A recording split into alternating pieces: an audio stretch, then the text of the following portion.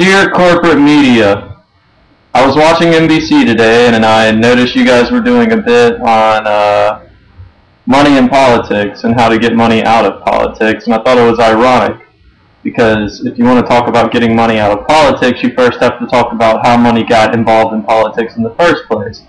And it's honestly you guys' fault that money is involved in politics. And you know what I'm talking about. You're the corporate-owned media. You're only going to push candidates for positions of power that interest your bosses, which are the major corporations.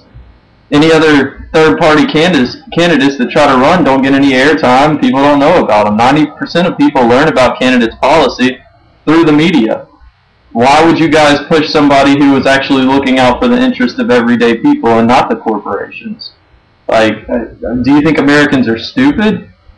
And I mean, you know, if somebody in our two-party system helps as well, the biggest contributors to both of our major parties are the same corporations that own you guys, the same corporations that lobby Congress to look after their interests and not the interests of the American people.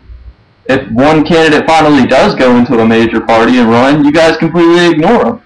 And you know who I'm talking about? I'm talking about Ron Paul. He's the only person talking about civil liberties. I mean, he was talking about Wall Street before people occupied it. Now that's all you guys are talking about. And you guys, I mean, he's the only candidate talking about civil liberties. You guys don't report on civil liberties. All you care about is Michael Jackson's doctor and this Amanda Knox murder case. Come on, guys.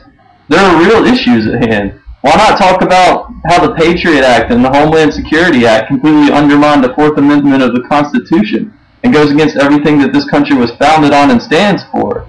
Why don't you guys report that? Why? This is why this isn't going to get played on TV. You guys know what I'm talking about. Why not report on the endless wars we're involved in right now? That's why our economy's failing. We don't go to war with countries anymore. We're going to war with ideas. You can't win a war against terror. War against terror. War is terror. Fighting terror with terror, that makes no sense. That makes no sense at all. And not to mention, that's just foreign policy. Look at the domestic wars we deal with every day. Look at the war on drugs. Look at the thousands and thousands of federal prison inmates that are in there for nonviolent crimes that you make work for 9 cents an hour. It's free labor. Why would you guys not push the war on drugs? The government wants a war on drugs because the government wants you to buy their drugs. The drugs that the same corporations that own the media produce. And more people die from those drugs in a year than illegal drugs. This is absolutely ridiculous. That's where all our money's going. And that's basically what Ron Paul has to say. You guys completely ignore him. The Federal Reserve exercises way too much power in our government. They can't even answer to Congress. They don't have to answer to anybody. Like, you guys don't report on that. You're pushing Romney and you're pushing Perry and whoever else is serving your boss's best interest. And we know this. Prove me wrong. Put this on TV. I bet you won't. Prove me wrong. I issue a challenge for you to put this on TV and report for Ron Paul as much as you report for the other candidates.